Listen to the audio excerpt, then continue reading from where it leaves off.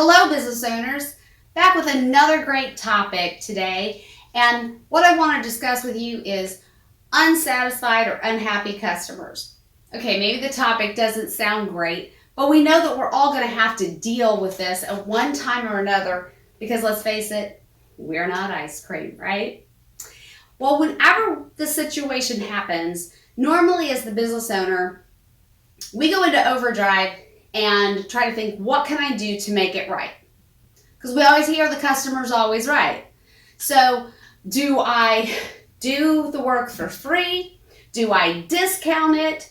Do I repeat it? We're thinking of all of these things that we can do to make it right because let's face it, they're probably going to go out and do a social media review, which we'll talk about that in another episode. But we're trying to, make sure that we can make them satisfied and, maintain the reputation of our business. Well, I run a mastermind group, and a couple of months ago, we were talking about those social media reviews and different things that had happened to us as business owners. And one of our members stood up and said something that just kind of left us all in awe, put a big light bulb, shine the light, almost like we heard the angels sing. But he simply said, whenever this happens, do you ask the customer what they want? Really, ask the customer.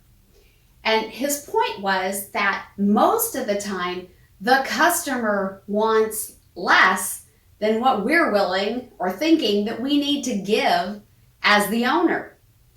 Now, sometimes they may ask for the world, and so you have to say, well, I can't do that. For example, perhaps, you've done this big project and they say, well, I want you to do it all over, and that's not going to be possible. But maybe there's some, negotiation. But I want you to keep that in mind. If this situation happens to you, before you go into overdrive and start thinking all of these things to satisfy that customer, take a breath and ask the customer, what would they want? What would make them happy or satisfied? That's my challenge for you today. Until next time, cheers from Cocktails with a Coach. Make it a profitable week.